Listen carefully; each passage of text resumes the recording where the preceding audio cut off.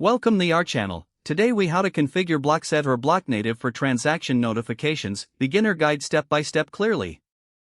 To configure Blockset or Blocknative for transaction notifications, start by creating an account on the Blockset or Blocknative platform. Once registered, log into your account and access the dashboard. From the dashboard, navigate to the Notifications section. Select the option to create a new notification rule. Choose the type of transactions you want to monitor, such as incoming or outgoing transactions. Specify the blockchain network, like Ethereum or Bitcoin, depending on your focus. Set the relevant criteria for your notifications, such as transaction amount or specific addresses. Decide on the format for receiving notifications, whether through email, webhook, or other methods. If using webhooks, provide the URL where notifications should be sent. Review the settings you have configured to ensure everything is correct. Once verified, save your notification rule.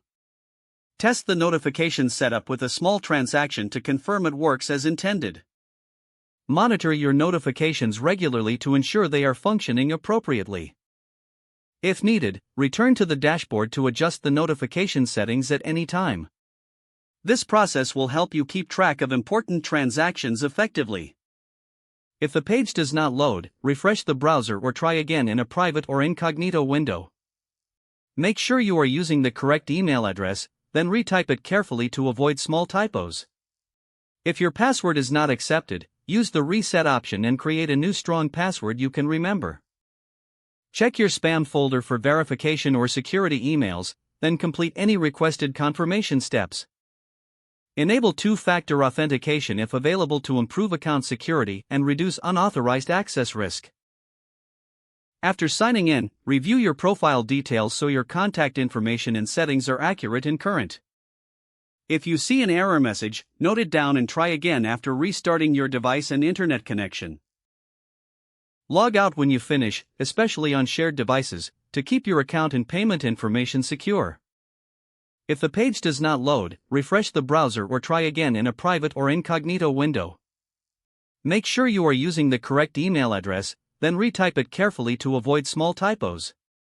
If your password is not accepted, use the reset option and create a new strong password you can remember. Check your spam folder for verification or security emails, then complete any requested confirmation steps. Enable two-factor authentication if available to improve account security and reduce unauthorized access risk. Don't forget to like this video and subscribe to our channel for more step-by-step tech guides.